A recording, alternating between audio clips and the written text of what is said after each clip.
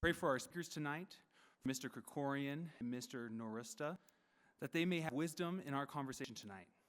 I also pray for those listening tonight that they may discern for themselves with wisdom the topics discussed. We thank you for this time to consider how to be stewards on our earth on the topic of immigration. And most of all, we thank you for the salvation you made available to us through your only begotten Son, Jesus Christ. And in his name we pray, amen. Now please join me in standing in for the Pledge of Allegiance. I pledge allegiance to the flag of the United States of America and to the republic for which it stands, one nation, under God, indivisible, with liberty and justice for all.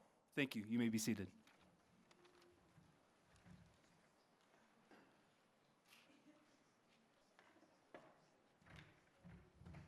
Hello, everyone. My name is Stephen Scheffel, and as Dr. Sweeting mentioned, I'm the head coach of CCU's speech and debate team.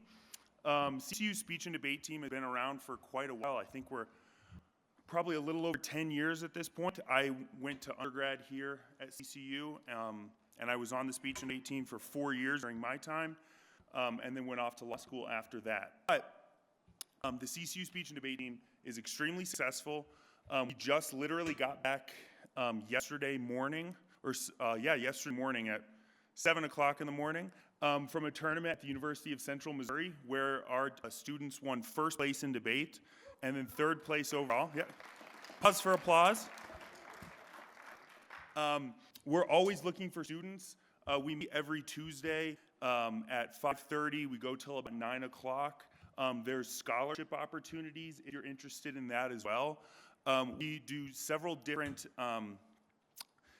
types of speech and debate. We do debate where it's the type of thing where you get your topic 30 minutes before you debate, and then you go in there and you debate your heart out. But we also do speaking events as well, platform speeches, interpretive speeches. So if any of you, I'm looking at all our current students here, if any of you are interested in joining the debate team, I'll be here. Come find me afterwards. Like I said, we're always looking for more students.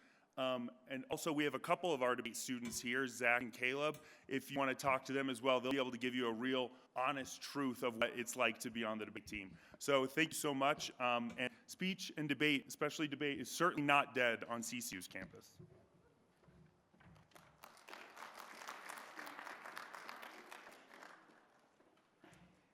Thank you, Steve. All right, let me introduce our moderator, first of all, for this evening. Moderator is Thomas Scheffel, who serves as the University Counsel here at Colorado Christian University. He's been practicing law in Denver since 1977. He opened up his own firm in 1984, focusing on tax code as well as wills, trusts, estate planning, estate administration. He is an instructor for the American College Graduate School of Finance Sciences, and he also teaches business law and nonprofit law here at Colorado Christian University. Would you please welcome our moderator?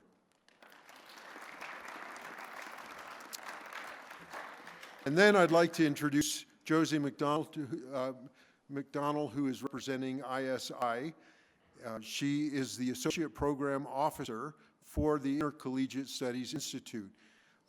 She'll tell you a little bit about the Studies Institute, but I highly value them, and I'm so grateful that we get to work with them on these debates. This is not the first that we've done together. We appreciate their publications and what they stand for. She holds a Bachelor of Arts in Music and English Literature from Seattle University. She's working on her MA at NYU, and she's working on a concentration in performance studies. She has a passion to encourage students to engage in ideas and art. She is originally from Seattle, now living in Wilmington, Delaware. Would you please welcome Josie McDonald?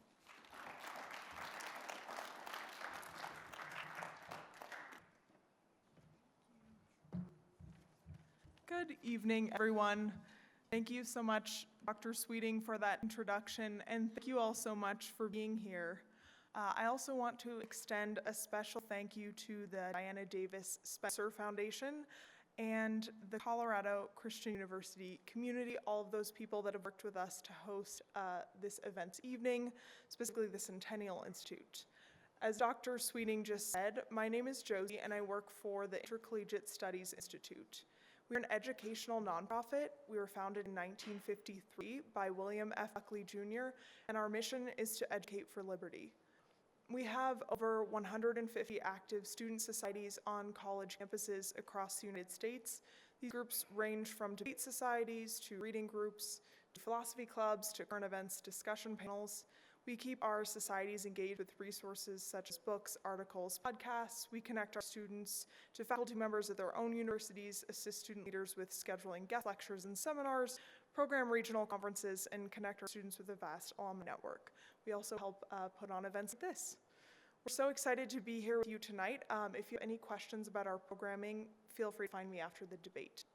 One other housekeeping note, after the final vote, our lovely AV team will be projecting a QR code onto the screen, and this will have a link to a survey, and we'd so appreciate it if you might be able to fill it out. If you do, you will be automatically entered into a raffle to win some free ISI swag and a free book, so please do so if you would like free things.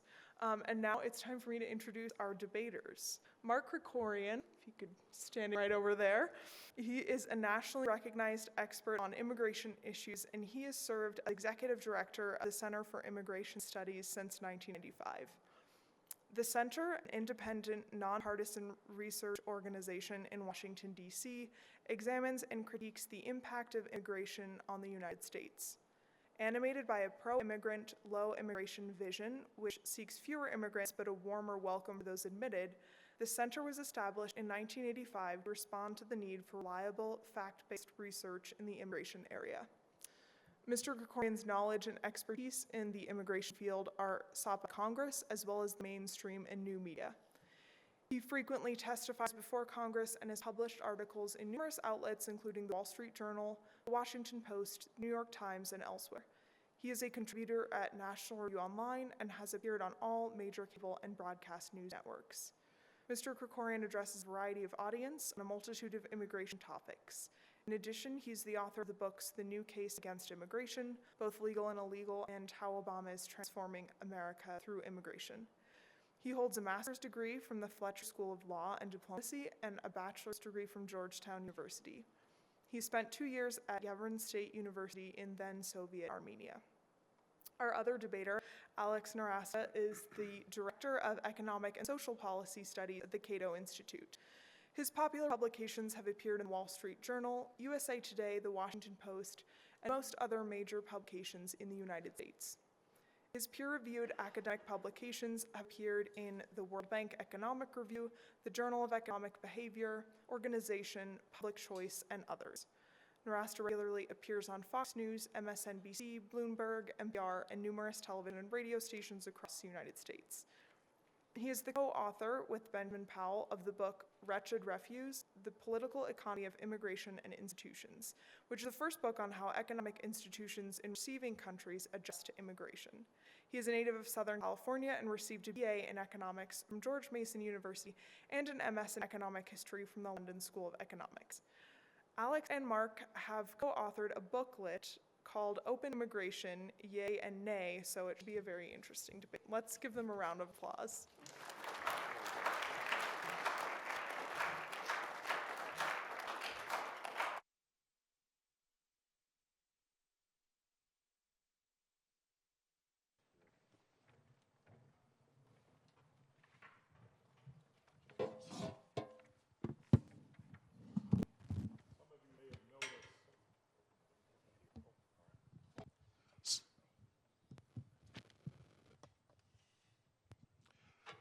Some of you may have noticed that I came up here a little bit early. That was intentional. I wanted to make sure I was here to make sure that I was sitting in between them. So, actually, my thinking is if they can offer a book together, that's a pretty good sign of some collegiality. So More of a booklet. Okay. All right. So my name is Tom Shuffle, and I will be serving as the moderator, and I'll give you a little bit of rules of engagement here, not only for our speakers, but also for our audience. And I find this very engaging time, and we're just very, very glad you're here, and we'll make it go to every effort to make sure it's very much worth everybody's while. I am a history major. How many history majors in the group, by the way? Any history majors? All right, well, we have a few. So I love history, so I did a little bit of checking real quickly because I figured I'd have a minute or two to sort of get this thing started. And I'll just read this because I find it sort of fascinating. It is the Greeks who usually get the credit for starting the practice or the title of father of debate. And it's usually given to the Greek teacher Protagoras of Abdera, 481-411 BC, who taught in Athens. Two of the most famous statements that survive are the following. Man is the measure of all things. Not a huge fan of that one, but we'll give credit where credit is due on that one. And the second one is, which I absolutely can relate to as a practicing attorney, there are two sides to every question. That it was necessary for men to acknowledge and ask questions was at the heart of this particular thought, the founding of debate. And so for those of you that are here tonight to learn something, we're glad you're here. Many of us are here to not only learn something, to enjoy a spirited debate between the two parties here, and so looking forward to that. So for purposes of our guests, and for purposes of our audience, I will be the moderator. I will be sitting behind here in the middle, and I will be keeping time. I've spoken with Josie, and she said there's a little bit of flexibility on time, but we're basically going to hold you to the time.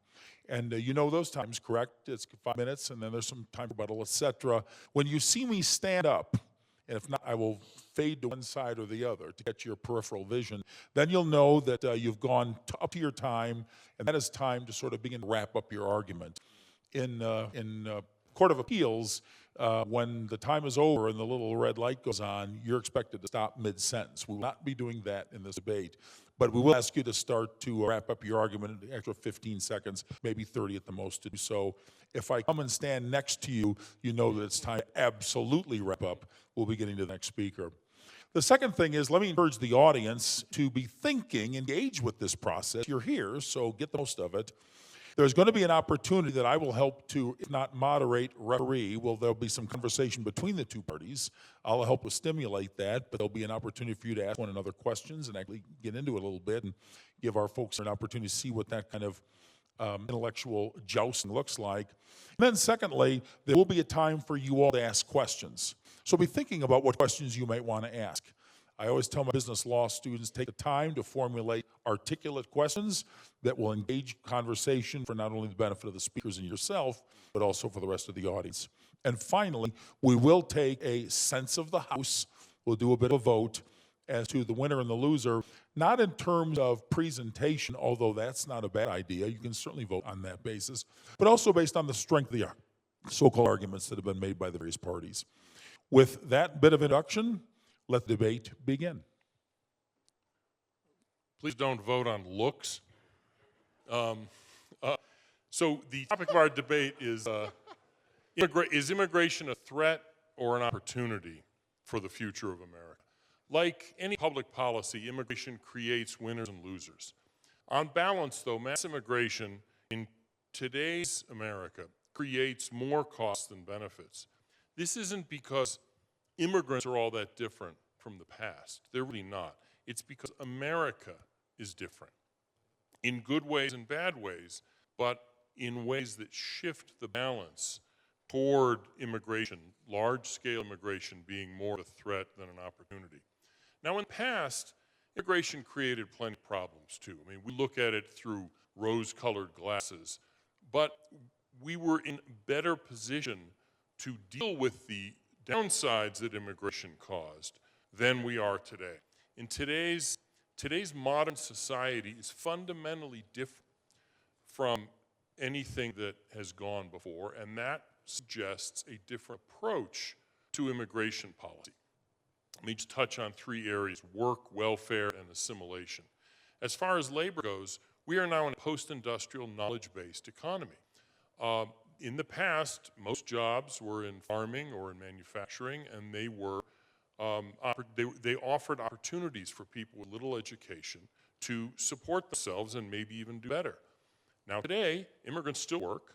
This is not an issue of laziness or anything. And the immigrant does better than he did in the old country, and the kids of immigrants do better than the parents did. All of that's true. But they're starting much farther behind the rest of society, and the success of immigrants is imperative if we're going to take people in. We have a stake in that.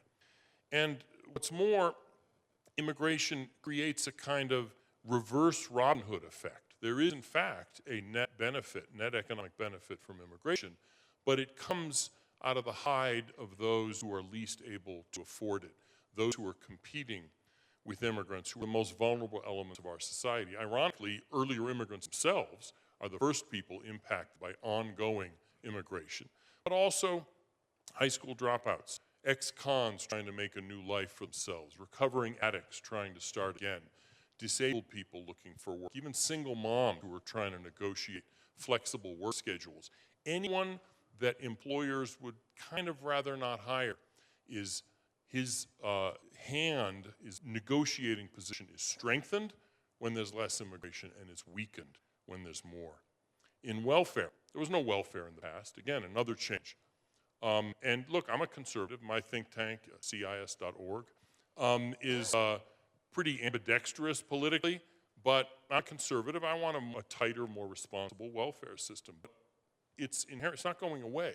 A system of social provision for the poor is an inherent part of modern society. And the problem is that half of immigrant-headed households are using at least one federal welfare program. This is not because they're ripping us off, it's not because they're lazy or any of that.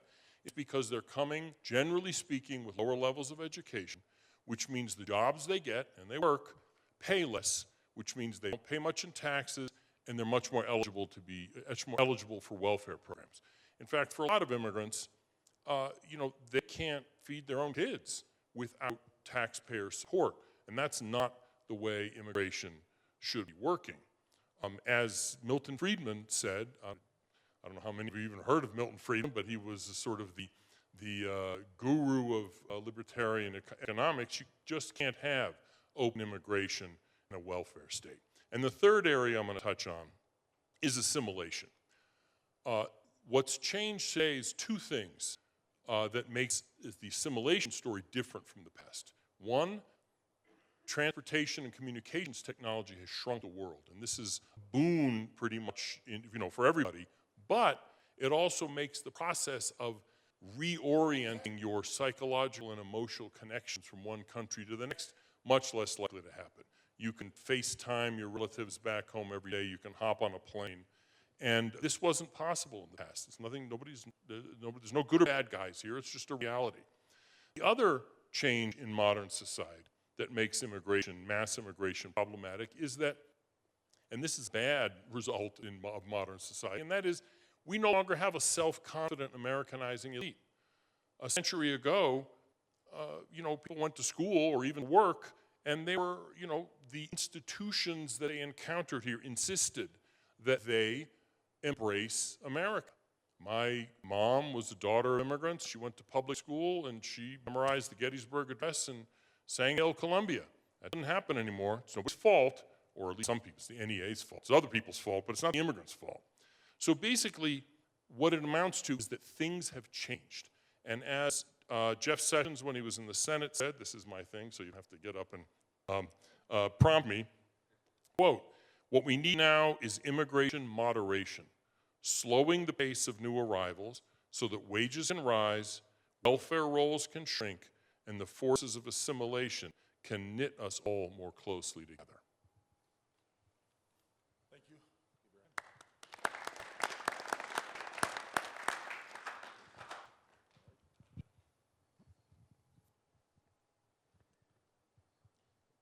Ellis Island was in operation from 1892 to 1921. At that time, the U.S. had practically open borders with most of the world, but Ellis Island was nicknamed the Isle of Tears because 2% of immigrants were turned back by government officials. Now that system was replaced with the bureaucratic monstrosity that exists to this day in modified form. Please see this picture that is passed around. You can see there's a highly simplified legal map of the current legal immigration system. One of the biggest myths about immigration in America today is that it's easy to come here. Under this current immigration system, almost 90% of people who want to come here can't even apply to come legally in the first place. The result of this centrally planned system is chaos, illegal immigration, black markets, American families separated for years, and tens of millions of people locked into perpetual poverty at tremendous cost to themselves, lost to Americans who want to voluntarily interact with them on U.S. soil, and lost to the United States as a whole. Tens of millions of Americans who want to contract with and interact with foreigners are not allowed to because of these immigration laws. The system of immigration restriction is inconsistent with American principles, broader Western philosophical principles that undergird our civilization, and with the goal of increasing prosperity and freedom for ourselves and our posterity. A system of free immigration is more consistent with American and Western principles of individual liberty, representative government, and free markets than the current system of Soviet-style immigration control and arbitrary and capricious presidential actions that guide its existence. The system that I am defending for this debate, the system of free immigration, is one that allows anyone in the world to work and live legally in the United States, except for those who committed a serious violent or property crime or a national security threat, are suspected of those threats, or have a serious communicable disease. Other than those few examples, immigrants should be allowed to legally work and live here and eventually become American citizens if they want to.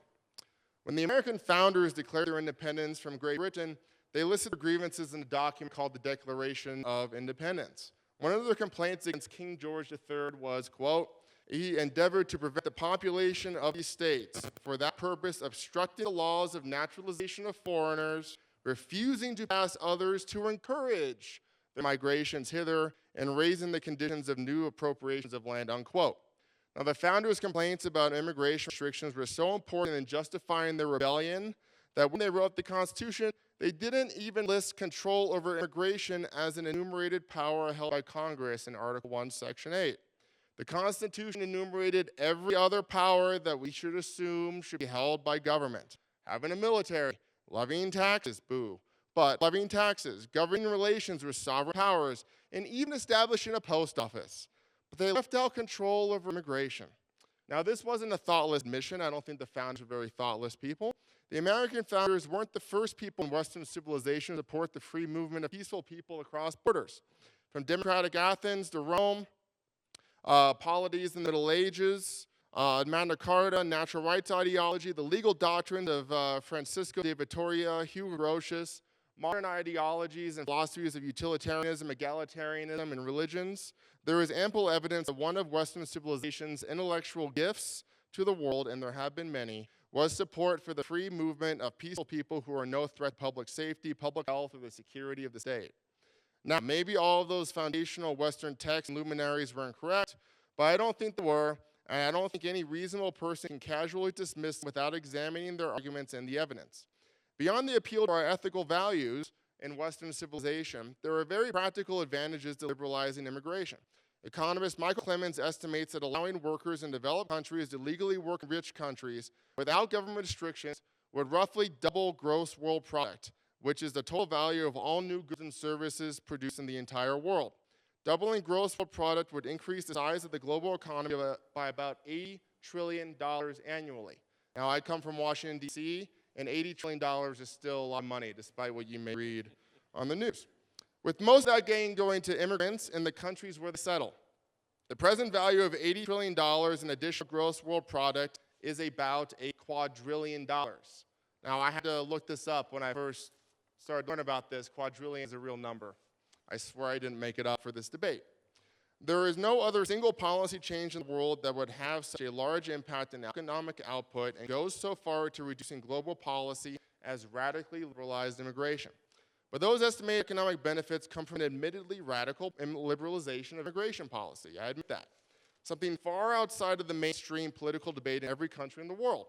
But small moves in that direction, perhaps just 10% of the way there, so gross world product increases by $8 trillion annually, and that's an annual number that increases, as a result of liberalized immigration are achievable and still dwarf the economic benefits of any single policy change. In comparison to these benefits that will accrue to our country today and in the future, the main complaints against immigration are small, insignificant, and petty. And if the benefits of a policy change radically outweigh the downsides, opponents had better have a very convincing counter-argument. In the case of immigration, they do not. And for our speaker.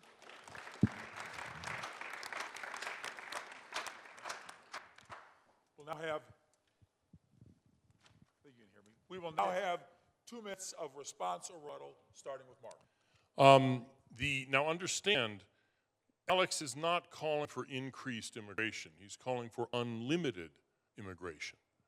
Now, he'll take less than unlimited immigration, but that's the basic argument here. Should immigration be limited or should it be unlimited? He wants unlimited immigration.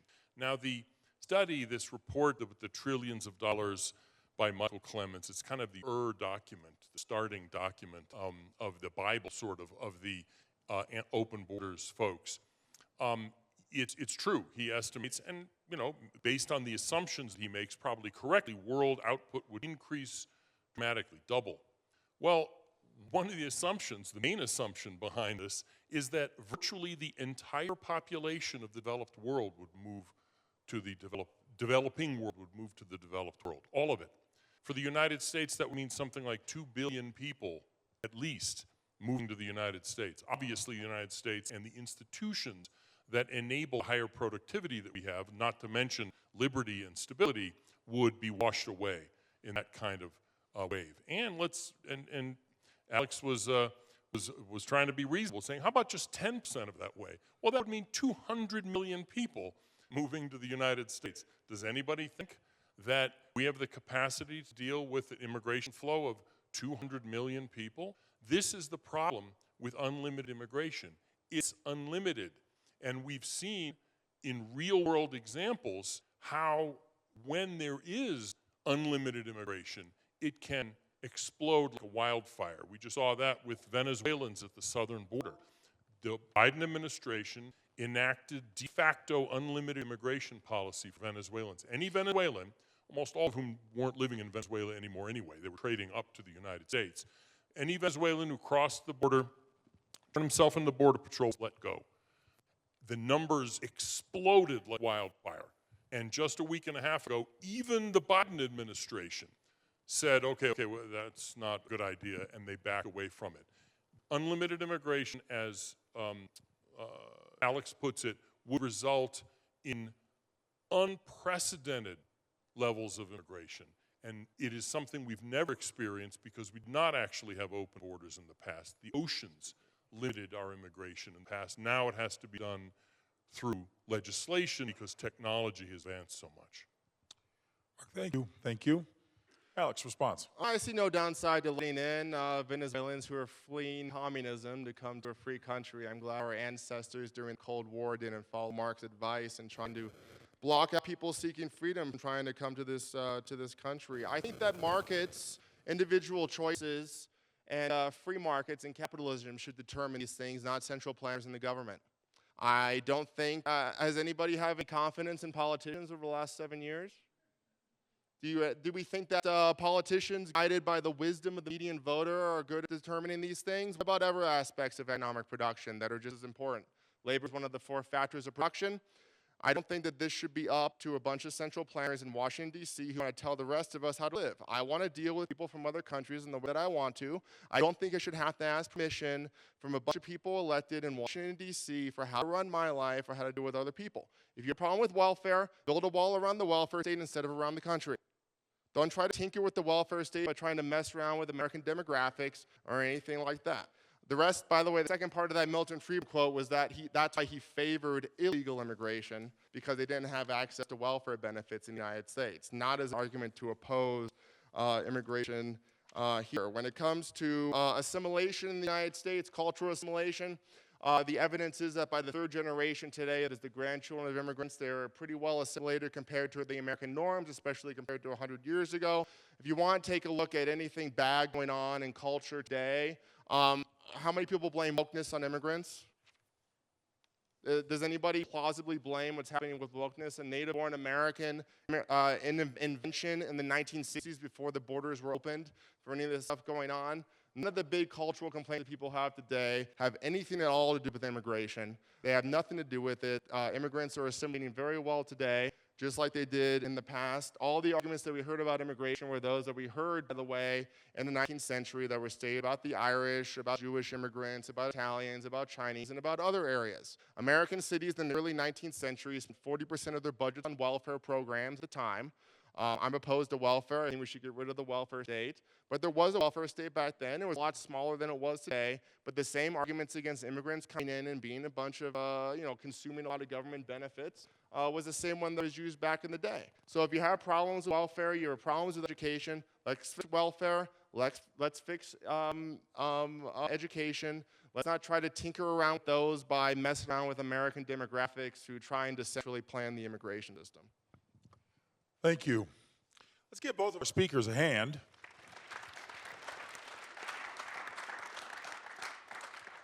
So in essence, what happens, this sets the stage. Now comes the fun part, the intellectual jousting. We're going to go ahead and entertain some conversation. Let me encourage both of our guests here. You are free to ask questions of one another. I'll have a few to get this started, but you're free to ask questions of one another. We welcome that, the jousting part. But I'll start with this. Alex, you started your introductory remarks with a reference to Ellis Island, okay? And I think many of us maybe thought, well, is he holding that up as a virtuous system, more virtuous, less virtuous than what we have? Tell me why you raised Ellis Island in your introductory remarks and what the point was so we can get our minds around that.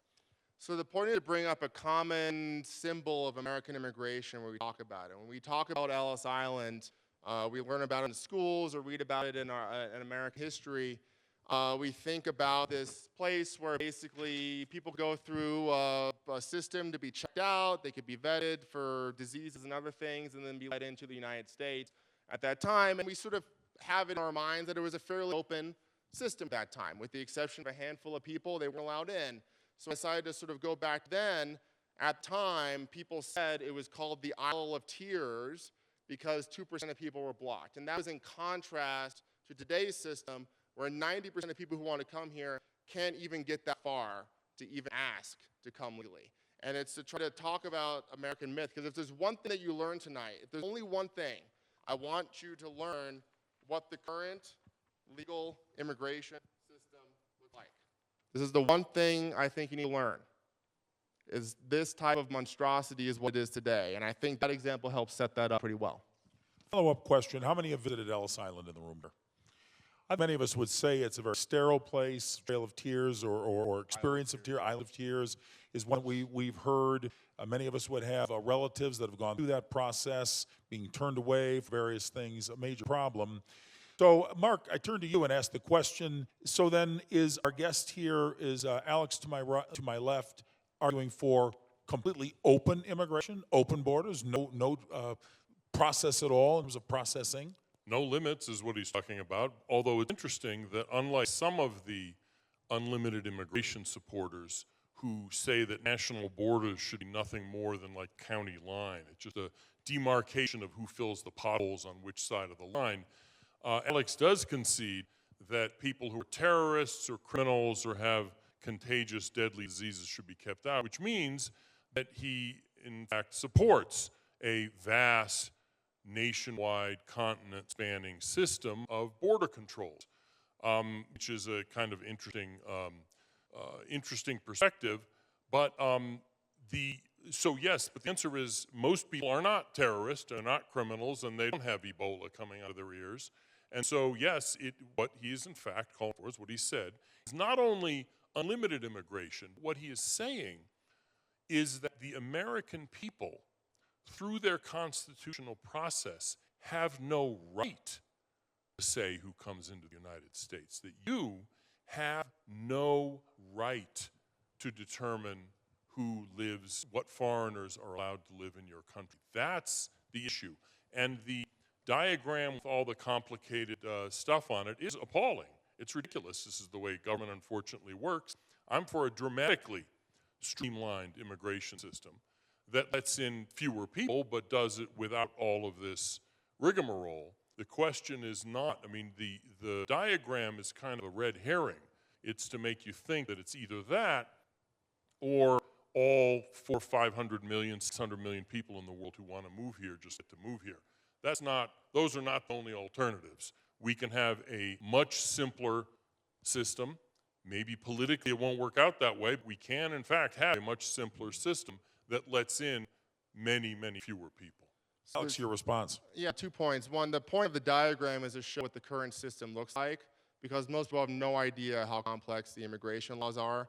They are second in complexity only to the income tax, and the economic effects are vastly more negative in total than that horrible type of law. So imagine having like a debate with somebody about tax law, and the person doesn't even know there's an income tax. What this is a setup and very simply explain what the current system looks like. in the same way that we assume certain knowledge with tax law, that isn't often there. Secondly, in terms of American rights, you should have the individual right to deal with whomever you want. Governments don't have rights. Under our constitutional system, under the way that American law is understood for a while, individuals have rights, governments do not. Governments have powers. What I'm saying is that the power of the government to restrict who you all can deal with voluntarily on your own basis should be vastly curtailed, and your individual right to deal with whom you want on the terms that you voluntarily agree to should be vastly greater. That's what I'm saying. I think that should go for every aspect of your life, including your personal lives with other Americans, but yes, and I guess it's a heresy in some circles, but I think that should extend to other human beings around the world who are born in other places. Can I just, the difference here, the difference of opinion is that I consider there to be an American national community that through its constitutional process, since we govern ourselves, can decide certain things, including who gets to come into the country and who doesn't. Alex essentially is saying there is no American national community. And specifically on the Constitution point, the Constitution specifically says Congress specifically gives Congress the power to exclude people from coming to the United States.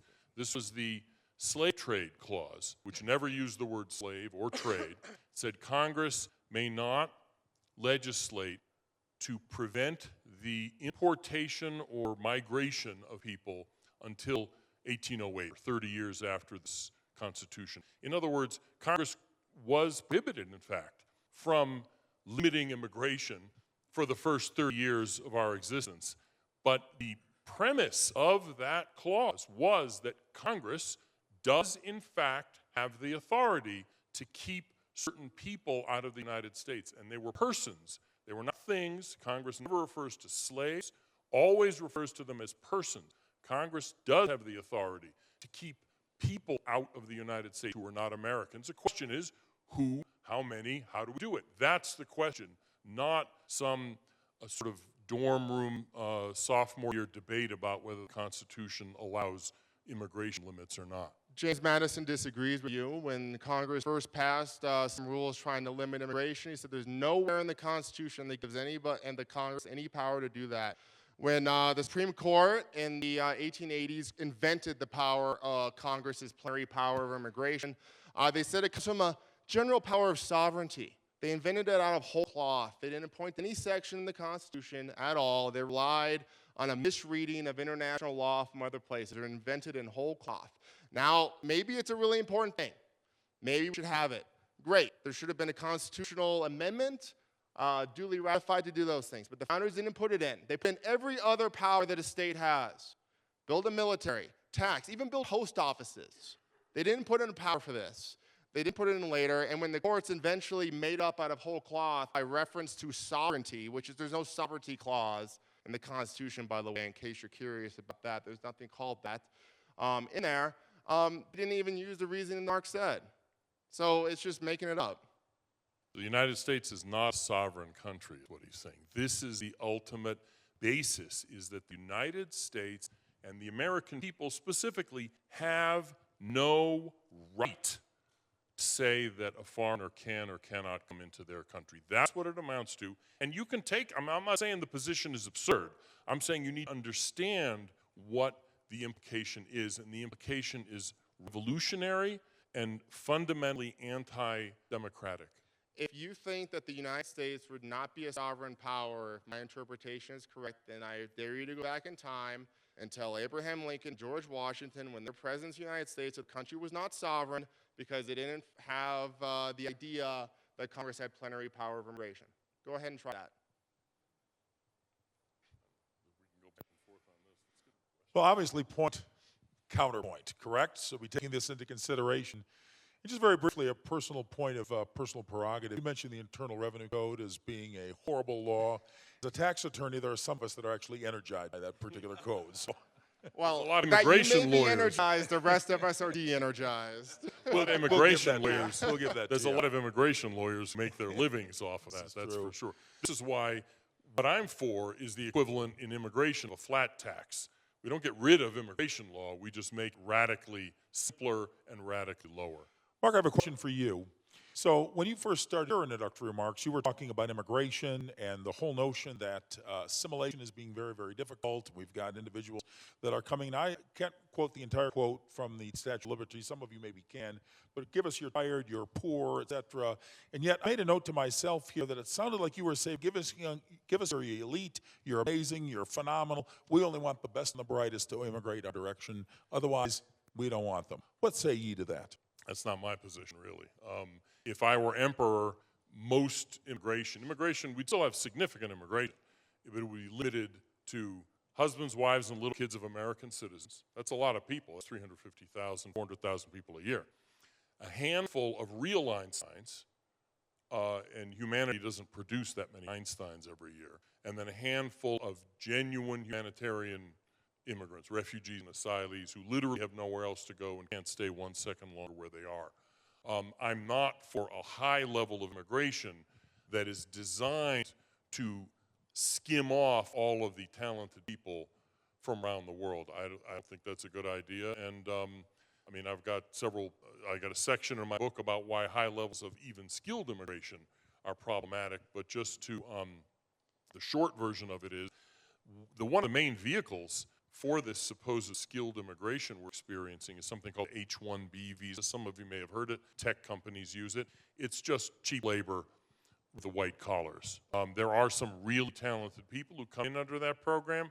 Most of them are just, they're in the lowest skill levels as the Department of Labor identifies it. They're cheap labor, but in white collar purposes. So you can decide where to sort of draw how high to set the bar. Once I suggested sort of half in cheek, just give an IQ test. Anybody who gets, 140 or 150 just gets to come to the United States. But like I said, humanity doesn't produce that many people. What we're doing now is skimming off, the talent from a lot of these countries. Most doctors, for instance, somebody did an examination of doctors born in Africa, and one of the countries, Mali, really stuck in my head. The large majority of Mali-born people who are physicians don't live in Mali. I'm not sure how you can defend that. I'm actually not for that. Alex, a response to that? So we just heard what Mark, as central planner, would do. I don't have any pretensions or the hubris or the arrogance to say that I know what's best for the U.S. economy in this. I say that you all should be free, American businesses, individuals, and the rest of you should be free to determine this in your own lives, through your own interactions, through your own behavior, and that immigrants should have a choice to deal with you too, and that you should have a choice to deal with them on a voluntary basis. I'm not going to sit here and pretend like this, that, or the other, and I know what's best. On H-1Bs as being cheap labor, they're in the 90th percentile on average of American workers in terms of wages. In the last H-1B lottery that was handed out in the United States, 90 percentile is pretty good. You can deride that as just cheap labor, but that's pretty good. These are very productive people. And when we talk about ethics, I mean, one of the weird things hearing this tale about ethics, what's right? Should Malian doctors be able to leave? What's the ethical unit here?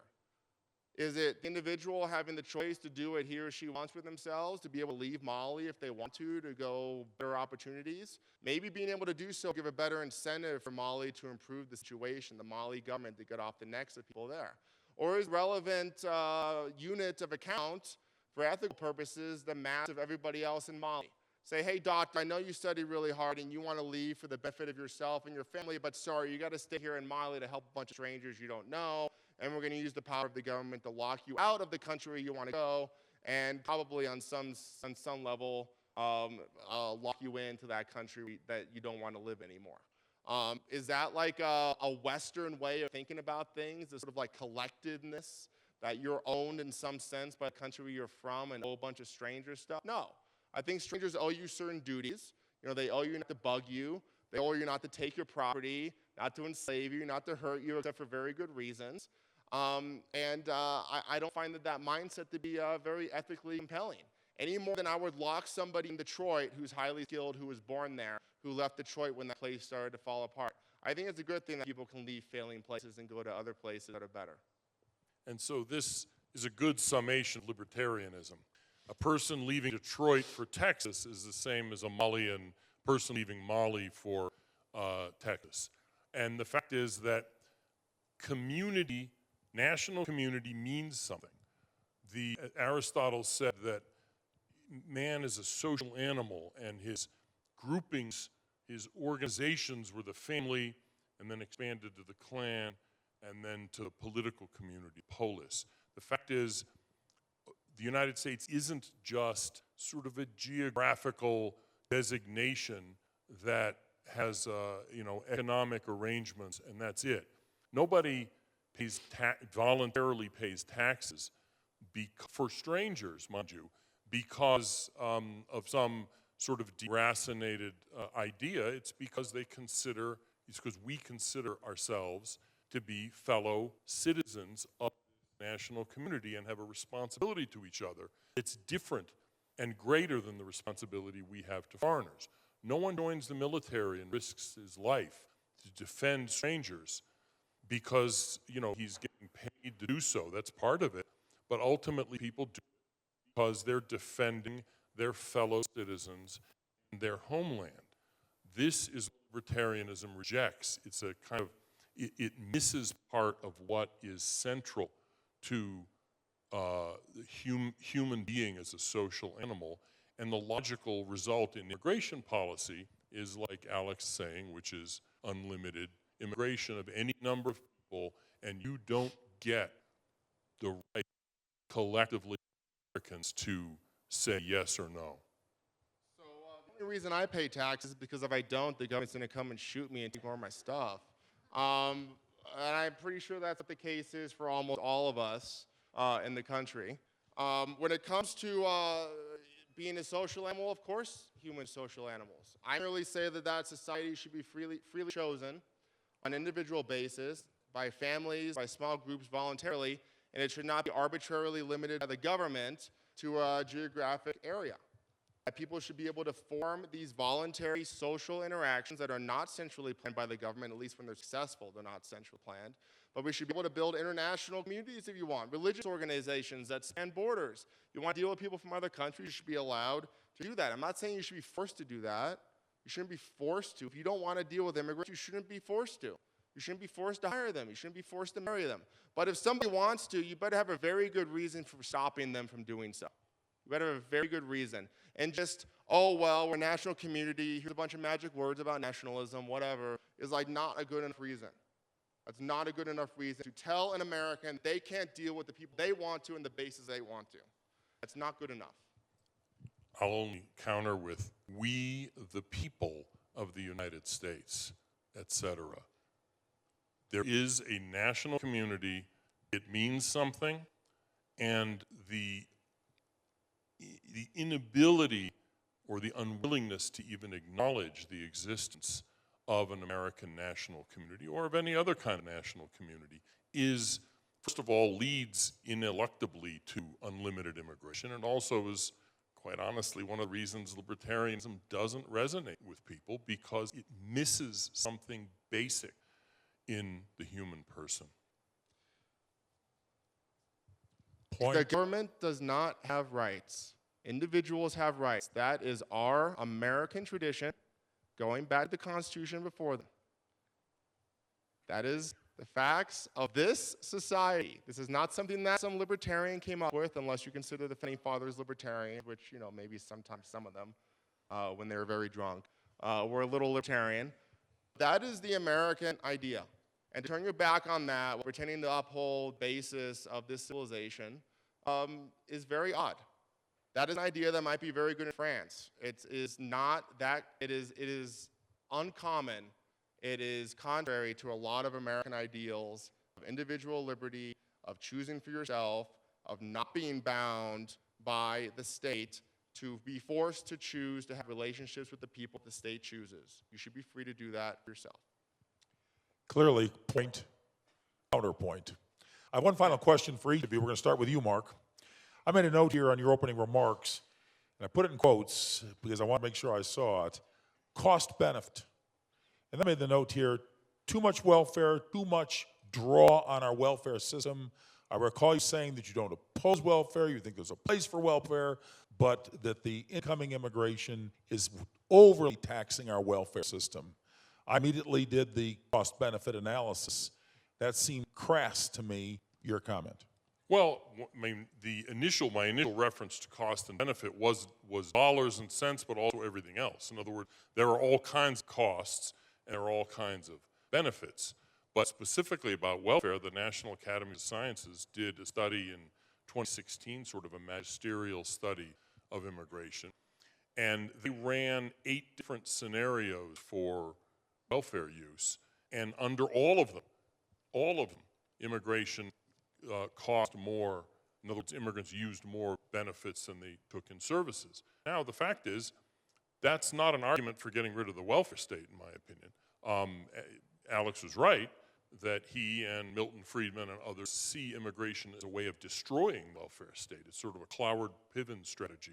For those of you who studied the 60s, those were 2 sociologists who wanted to overwhelm, I mean, they were left-wing sociologists, wanted to overwhelm the welfare system and basically destroy it so that somehow magically a government would come in and solve poverty. I mean, they're sociologists, so, you know, I don't think they knew what they were talking about. The strategy is there: overwhelm it with demand and destroy it. This is kind of a reverse Cloward-Piven strategy. And let me make clear that this is not a matter of a moral failing. It's not that immigrants are somehow ripping us off. It's that they are inevitably more likely in a modern society, when you're taking large numbers of people who are by definition less educated and poorer, and that's always going to be the bulk of immigrants, they're going to place demands, greater demands on the welfare system. There is no way to avoid that. Like I said, I want a tighter and more responsible system of social provision for the poor. But we are not going to let people die on the steps of the emergency room because they can't pay. In fact, even if they're illegal aliens, under law now, they have to be at least stabilized. We're not going to let children starve to death because their parents are incapable of supporting them. And if you want to preserve that kind of basic level of civilized life, which is what it is, you can't open immigration. We're dealing with it now, but it costs money. And there's all kinds of problems with our welfare system. Immigrants didn't cause any of it. Immigrants didn't cause any of the problems that we're dealing with in our society today, but they exacerbate. Immigration exacerbates all of them. And dialing immigration down from 11 would make it easier for us to deal with the various other problems we have to face. It doesn't guarantee anything. We still may screw it up, but it makes it easier to deal with because we have, like I said, dialed down immigration from 11 down to, 4. So I don't really have this sort of strategy of wanting to undermine the welfare state by opening the borders. I mean, regardless. Explicitly said that, Alex. No, I basically didn't, Mark. I said we should build a wall around the welfare state if welfare is your big problem with it, not try to tinker with demographics to get a welfare outcome. Now, I do want to get rid of welfare independently of anything else. I also want free immigration independent of any other policies about that. Now, one of the small, maybe, cherries on top of the sundae of a free immigration system is it does reduce support for welfare state in the United States, slightly. But in evidence of places where this happened, it probably won't reduce it to 0 or basically even slow down very much. But it is not a coincidence in the United States that we had the largest expansion in creations of national welfare states when the borders were closed, because closed borders closed borders remove one of the best political arguments against welfare. Paul Krugman actually has a wonderful piece in the New York Times in 2014 called "Suffer Little Children," where he complains about everybody closing down immigration in the 1920s, but it was worth it because that allowed FDR politically to create the New Deal, and wasn't the New Deal wonderful? Now, as a libertarian and somebody who studies economics, I'm not too interested in the New Deal or locking out immigrants from Europe in the 1930s when there was no refugee or asylum program to defend a bunch of incompetent government programs in the 1930s. I don't really see the trade-off there as being positive by locking people in World War II, soon to be World War II destroyed Europe. But in terms of the idea of welfare, in terms of the fiscal effects, the results of the papers that Mark cited are substantially different than he let on. Immigrants on a per capita basis use 28% less welfare than native-born Americans. That's because most welfare benefits actually from middle class and people who are relatively well off in the totality of the welfare state. Immigrants do use 28% less when you compare immigrants to non-immigrants, not when you lump in a bunch of non-immigrants with the immigrant for some reason. When you take a look at the fiscal effect studies out there, I spent an entire summer reading everyone out there who's ever written about this. The really boring answer, it's really boring, is that immigrants basically pay their own way. You're not going to solve budget problems in the United States in the short run or the long run by opening up the borders. Believe it or not, like most other things we've talked about, the unsustainable fiscal problems of the U.S. government are independent of immigration and can only be fixed by reforming fiscal policy.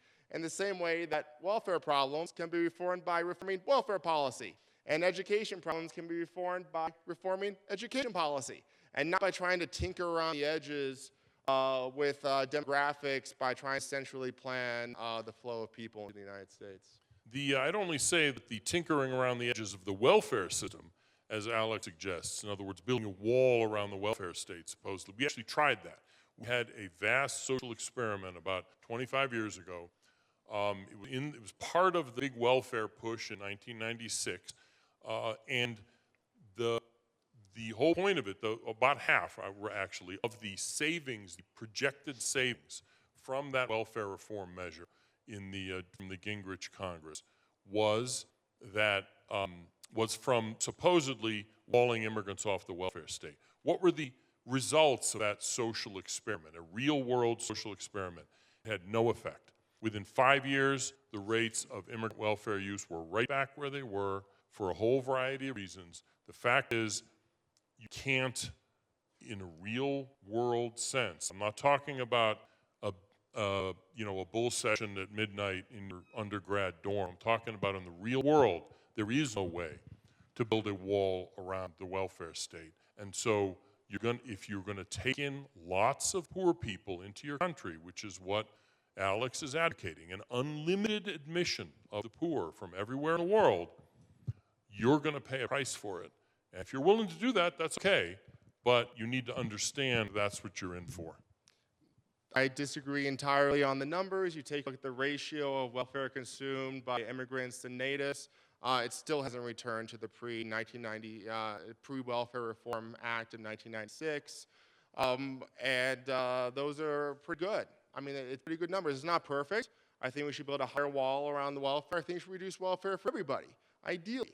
But this is something that has worked reasonably well compared to what folks thought it would at the time. We should go further. We should always go further on these things. But to call it complete and total failure, I think, is not true and exaggerates the scope of the problem dramatically. Clearly, counterpoint. One final question for each of you, and then we'll get to our audience.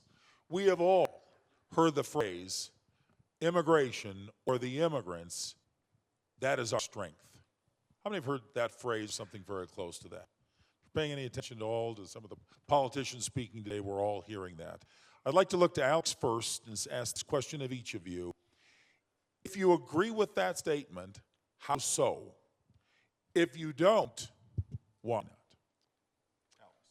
So I agree it is a strength. It's not the strength, I think, of the United States. There's lots of things that are great about the United States, but fundamentally I am influenced by an ideology started by the economist Julian Simon, Julian Simon was an economist. He talked in his books, The Ultimate Resource, about how the ultimate resource in the world is not oil or metal or anything else, but is humanity. It's humans. Human brains, human muscle, human creativity, human inventiveness. It's one of the things I really admire about this ideology. And what immigration is another way for more people to come to a country in the United States where the institutions are better, their culture is better, the government is better. I know we don't think that oftentimes looking at the government, right? But compared to other places around the world, it is substantially better. Where people have the freedom and the ability to reach their potential much better than they do in other places. And by allowing people to come to this country with these better institutions, Maybe I'm too much of an optimist, but with these better institutions, they create far more for themselves, for their families, for each other, for us, and in the long run, for humanity. And this has been a tremendous benefit for all of us. I mean, at heart, I am somebody who believes that more people is good. More people is a good thing. There's always exceptions to the rule. There's always, some murderer or a thief or something like that. There's always exceptions to this rule. But on average and on balance, humans are tremendously positive. And I want more of them. And because I'm American and I'm patriotic, I want more of them here to help my country and to make sure that my country is wealthy and productive and free and has a long, long life of being so. Because one of the things that does worry me is that given trends in fertility, given trends in new people around the world, given trends in birth rates, I am worried about the future of my country and the world. But if we can get a few million more people, a few 100 million more people, a few billion people over the next century or so who want to be Americans, well, that sounds great to me as a patriotic American. Mark, immigration has helped sometimes and doesn't help other times.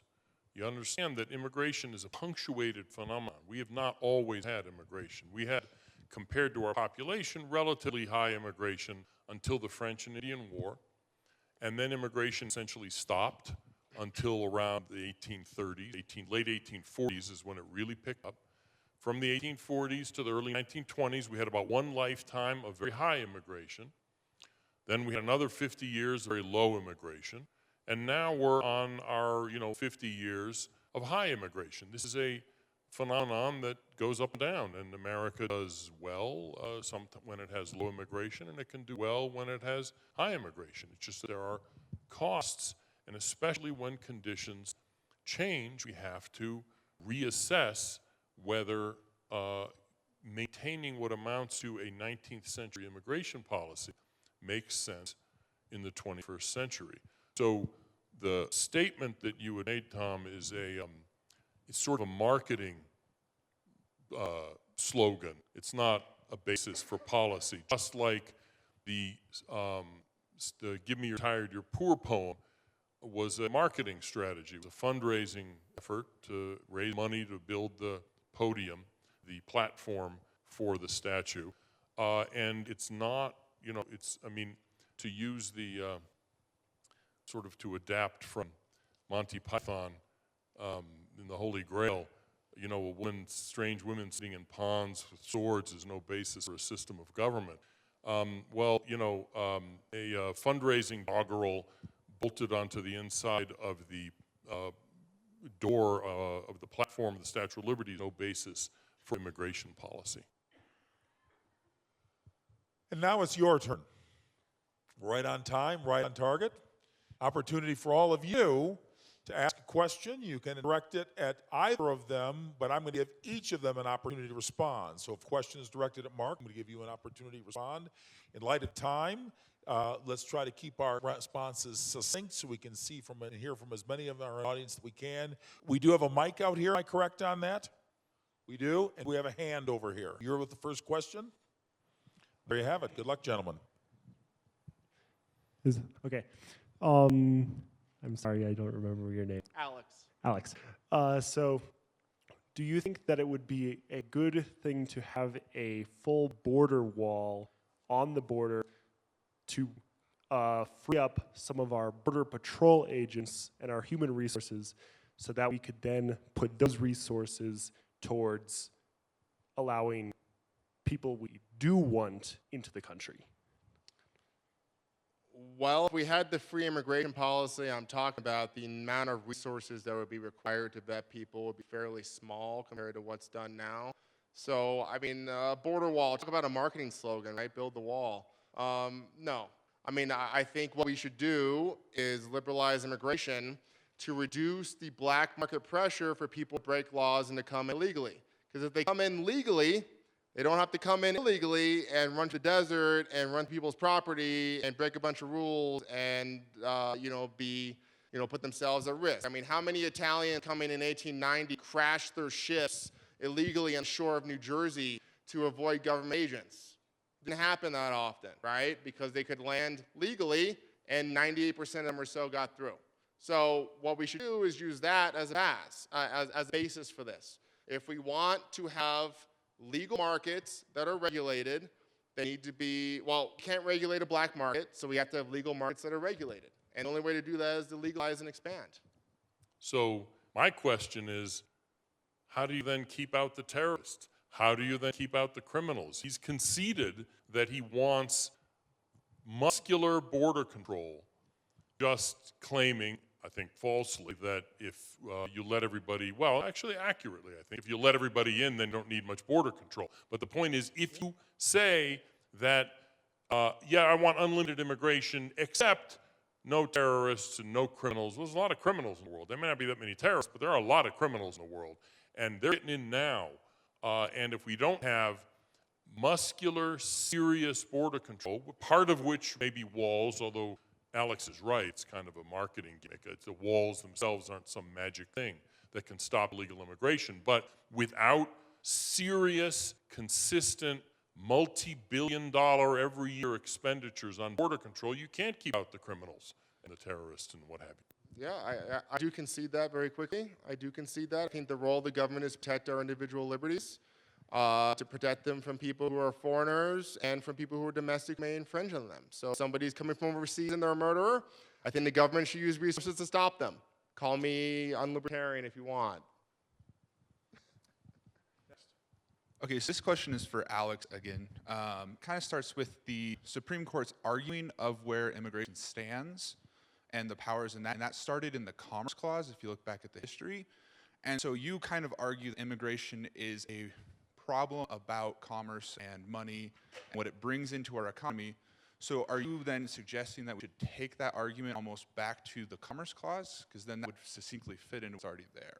No, because that argument was considered by the courts different times and rejected ultimately because commerce is about sort of things moving, goods and goods basically moving, and some services, but not about immigration. So that argument was considered and rejected in the early 1800s as not being really consistent with the Commerce Clause. So it was really a different argument, the Che Jinping decision in 1889 that talked about it's basically like an inherent power of the sovereign to do it. They basically made up a bunch of magic words and said, yeah, therefore, Congress can do whatever it wants, even though there's no enumerated power. It is an inherent power of the sovereign. Sovereign state doesn't exist if it can't determine who gets to enter its borders. Congress listed all the other sovereign inherent powers. Why didn't it list that one? Immigration was limited by the oceans at that point, and they didn't need to specify, and the states were the ones that were limiting immigration. Massachusetts, for instance, the Massachusetts Bay Colony in the 1640s passed first immigration limitation in American history, saying that people who couldn't support themselves were not allowed to enter Massachusetts, regardless of who wanted them to come or didn't want them to come. Immigration limitation has been one of the basic elements of law 150 years before the Constitution was even put together. It was assumed the states would deal with it. The states did deal with it, and as technology advanced, the world shrank, the federal government took over that responsibility about 150, not quite 150 years ago. Somebody did it, just now as the federal government instead of the state governments. He conceded the legal point right there. Everything that's not set up by the federal government is left to the states or the people. That was left to the states to do. There was no constitutional amendment. It was just hand-waved in by a Supreme Court that invented that power. That is exactly the argument that I've been making, Mark. The states, it was delegated to the states implicitly because the federal government barely existed. This is why the District of Columbia was invented, to protect the federal government against the states. Things have changed. That's why D.C. shouldn't exist anymore. It's the states that need to be protected from the federal government. The fact is, immigration has been limited from day one. The question is, how do you limit it? What are the numbers? How do we enforce it? Those are the questions that actually matter in grown-up policy making, not this kind of thing. I can point to the section of the Constitution that created Washington, D.C. I can't point to the section that gives Congress unlimited power to control who enters. Clearly, point, counterpoint. This young man is next. So my And then to the first gentleman over question is just fact check to clarify that I know what I'm talking about. So in this country, even if you have two illegal alien parents, if you're born in the country, don't you basically automatically become a citizen? Yes, you do. It's birthright citizenship is the... Okay, then my question to basically both of you, I'd like to hear both your answers, is do you think we should change that to where you have to have at least one parent already be an American citizen? No. I think I think there's a couple reasons why, but one of the really good practical reasons is that people who are born here, even if their parents aren't, Americans, if they broke immigration laws to get here, it sort of makes sure that the kids who are born here are not legal second-class citizens, so that they can more easily integrate and assimilate into American culture and into American society.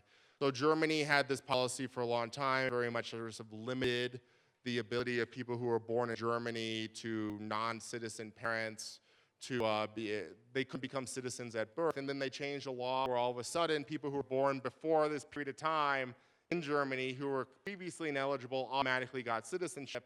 People born arbitrarily after this time. And what you do is when you take a look at people who are born on each side of that, the people who got citizenship, much higher rate of learning German, of calling themselves German, of having higher paid jobs, of just being more integrated into society. So just as like an insurance policy to make sure that, if you don't have the type of immigration policy that I want here, which we're not gonna have anytime soon because it's not that popular, to make sure that the descendants of people who get around the law where they have kids, make sure that their kids can integrate and assimilate, I think it's a very wise policy to have.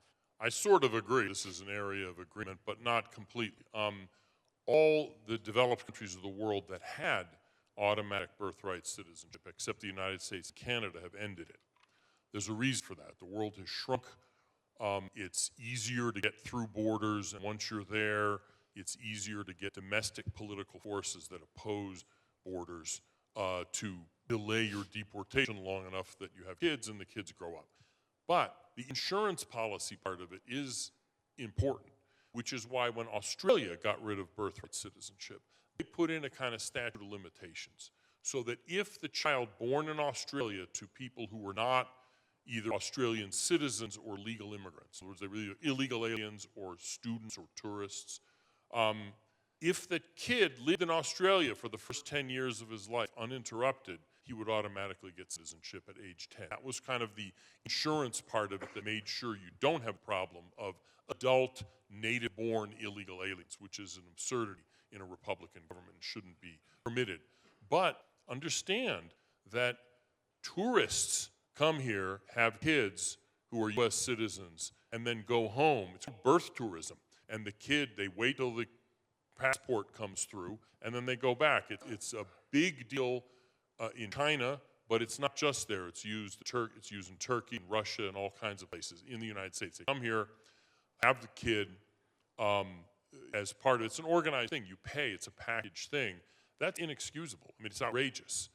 And one of the ways you deal with that is some kind of statute of limitations. So if the government doesn't get you and send you home before the kid is 10 years old, then yes, he gets to be a U.S. citizen. Gentleman right over here, and then to the gentleman right over here. This is for Alex and then obviously both.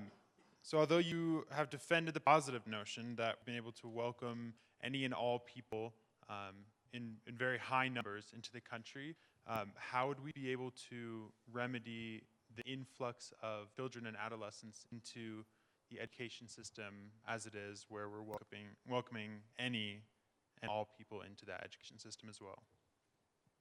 Well, that depends on how local, there's lots of different reasons, right? So, a large number of new people who are here, who are also taxpayers on state and local ground, also gives a lot of resources to state and local communities to expand public education. Now, I want to get rid of public education, replace it with vouchers and all this other stuff. I mean, there's too much nonsense going on right now. I think people should have more choice about the types of education that they want for themselves and their kids. So it'd be great if we had that. But under the current system, it's the problems of having more taxpayers and your local community to pay for this type of stuff is much more easy to deal with than the problems of like a shrinking population by everybody moving away.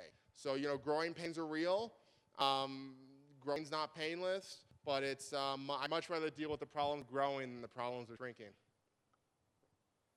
I'm not sure what the question really was about, so I'll just answer the question I want to answer, which is something Alex did bring up about falling birth rates.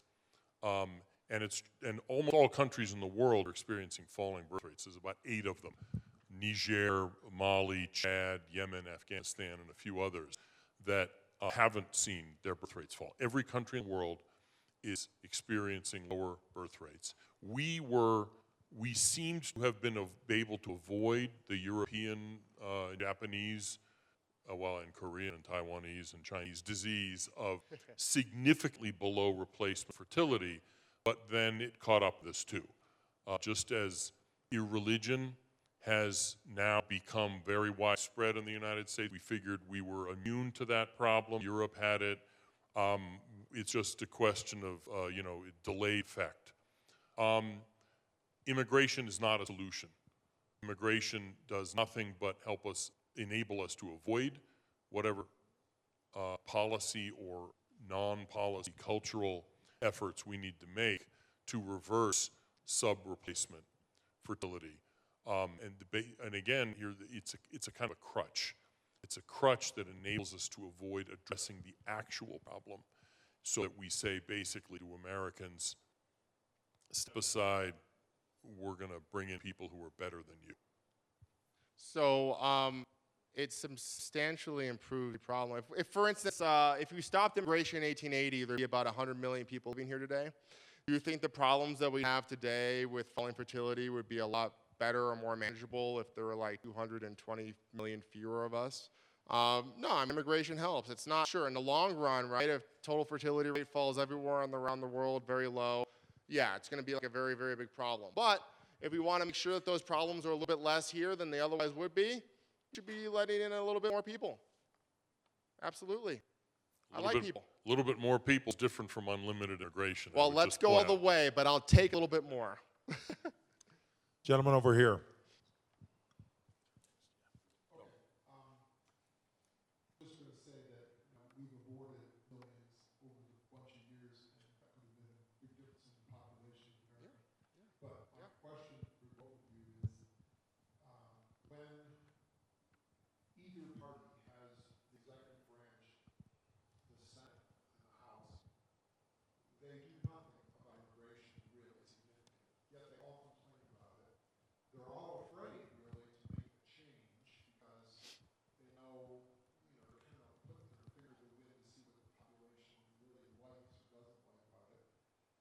What we all recognize is a serious problem, immigration reform, major reform.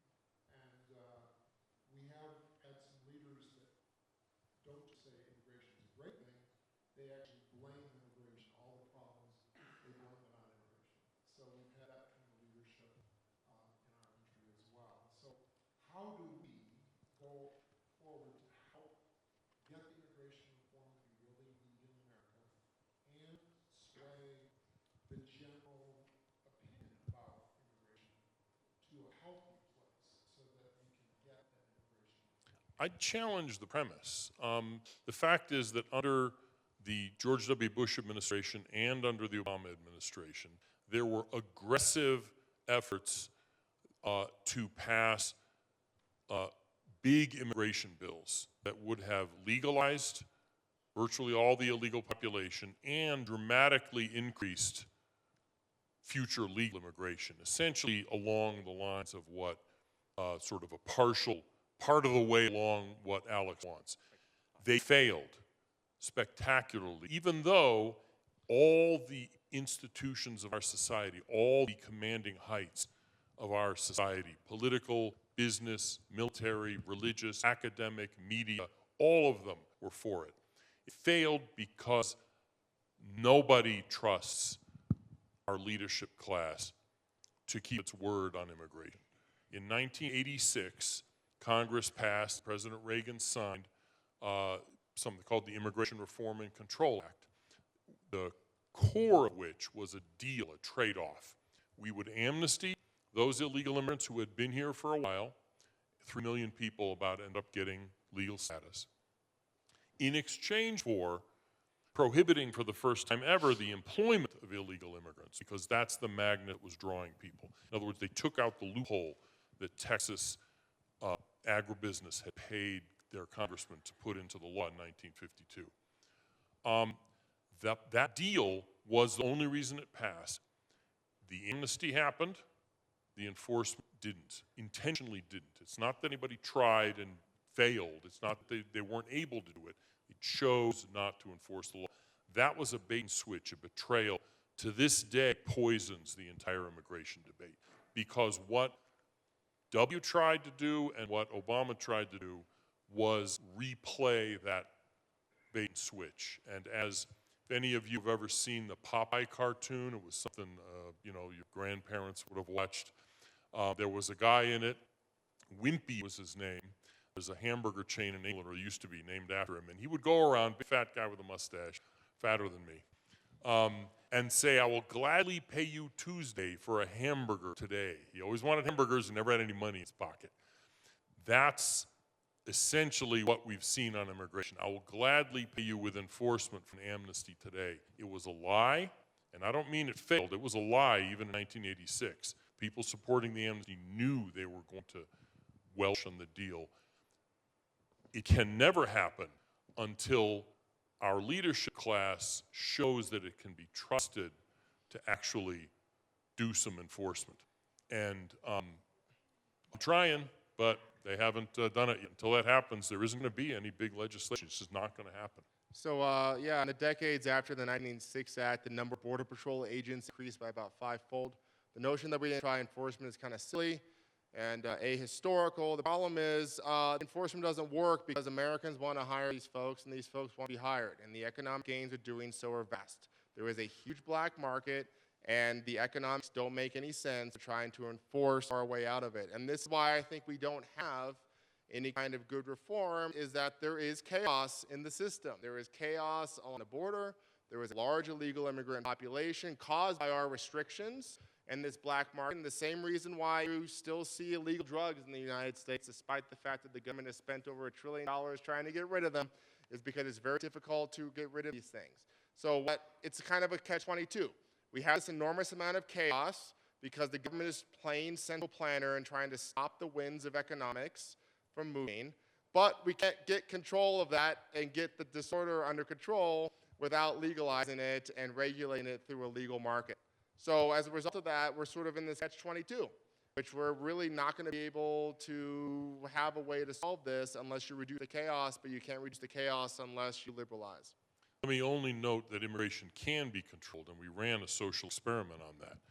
The Trump administration, before COVID, presided over one of the most dynamic economies in a long time, with rapid growth in jobs, and illegal immigration declined, which is why wages at the bottom increased faster than wages in any other part of the job market. This can be done. We choose not to enforce the immigration laws. From Obama through Trump, the numbers, the stock was about the same. There were some fluctuations here or there, but it wasn't that big of a difference in terms of the population. I'm going to press to get 2 more questions in quickly. The young lady in the back, and you will have the final question. I have a question for Alex. Would you say... What am I, chop liver? Anyway, go ahead, sorry. Mr. Chop Liver. Would you say crime rates will increase if an open border is applied, and how would you handle that? I'm sorry, I missed the first part. Yeah, no worries. Would you say crime rates would increase if an open border is applied? So empirical question, probably not. Immigrants, especially if you have a policy to try to exclude criminals trying to come here, that's already a disincentive. So no, probably not. Taking a look at immigrants today in the United States, lower crime rate than native-born Americans. Actually, no, they don't. We just released a report that the report Alex did and a couple other academics did separately on Texas crime data, actually misunderstood data. The fact is that illegal immigrants are actually more likely than the native-born to commit some of the more serious crimes. That having been said, this is not a central issue in my opinion, because if illegal immigrants commit even one crime, that's still one too many for people who aren't supposed to be here. That's the issue. It's not even really crime rates, even though there's indications that the crime rates are higher. The issue is, first of all, none of them should be here, and this gets directly to the issue of sanctuary cities, because the whole point of what sanctuary cities do is they prevent criminals from being deported. He's wrong about the Cato research. We have new research going up soon to show how they actually misunderstood how ICE determined who was criminals and whether they were legal before. We talked to the people at the Texas Department. Yeah, I of taught Public people at Safety. ICE who actually identified them. Anyway, point counterpoint. Point counterpoint indeed. Young lady, you have the final question of the evening. We'll have closing remarks. I would like to know both of your thoughts on the pros and cons of a green lottery or green card lottery system. I think it's ridiculous. It's the green card lottery. It's called the diversity visa lottery. So right there, the first word should clue you in that it's not a good idea. But the point of it is, it was originally a way to amnesty Irish illegal aliens when it was invented, because most of them didn't qualify for 1986 amnesty because they had come later. What it's morphed into is a way of giving 50,000 green cards a year to people from countries that don't send a lot of immigrants. In other words, Mexicans can't use it. People from Canada and Pakistan can't use it, but all the rest of the countries can use it. And you know, it's, in my opinion, the idea of just sort of randomly giving citizenship in the United States out to people is kind of silly, is really silly. And the only reason it continues is because a significant number of African countries take advantage of it. And so it's got a support base among the Black Caucus. Literally, that's the only reason the reason it exists. There's no other constituency for it. All the Irish illegals got amnestied already.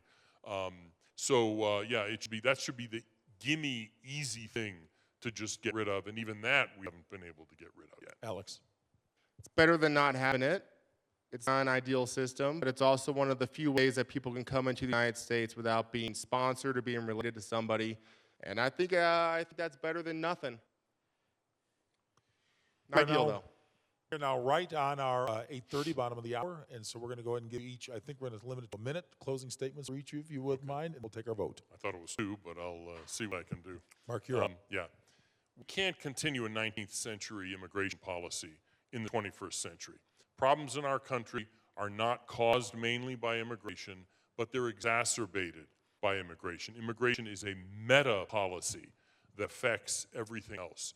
We are letting in 1 million legal immigrants a year. Hundreds of thousands of illegal aliens we're essentially winking at. This administration, it's a whole lot more than even before.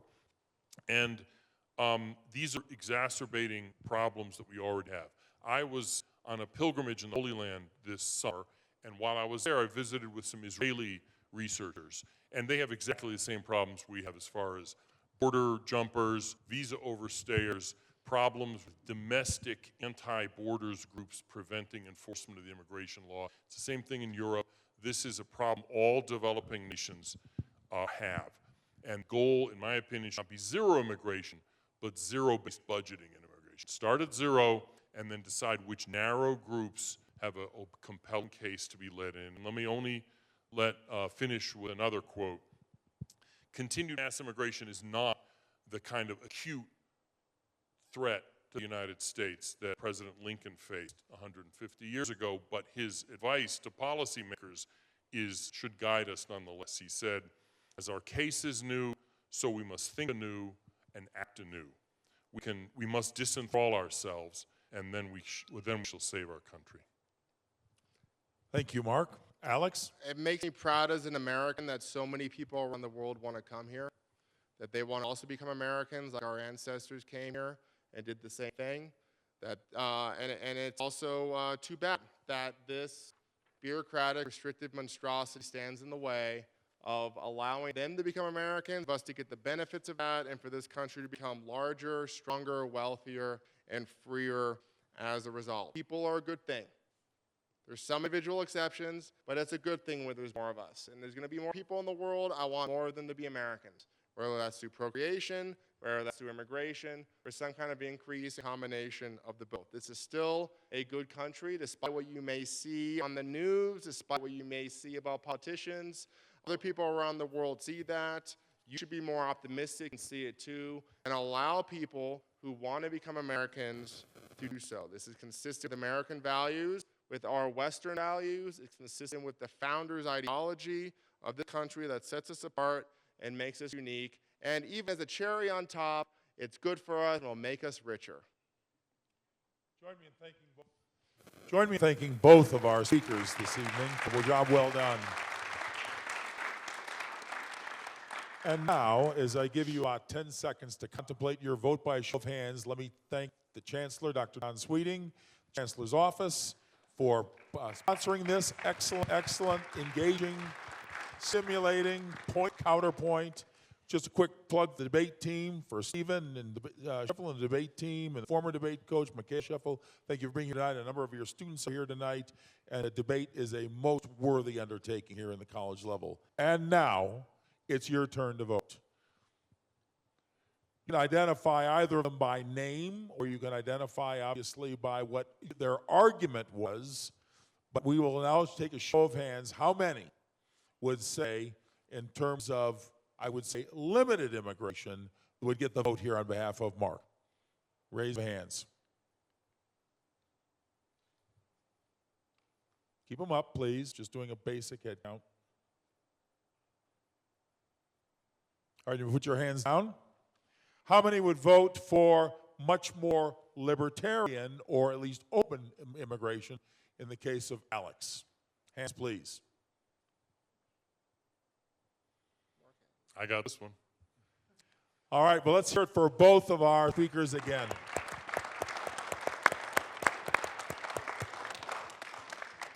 I would simply close by saying thank you for being here this evening. Robust group tonight, thoroughly engaged group. Thank you for the questions that were presented. Those we could not get to, thank you though. And I would say, well done, both of you. Excellent job. I think they'll stay after a little bit for anybody that would like to proffer a question to them. We kind of wait up here. Thank you, and good evening. Should have had a vote at the beginning. See? That would have been the better one.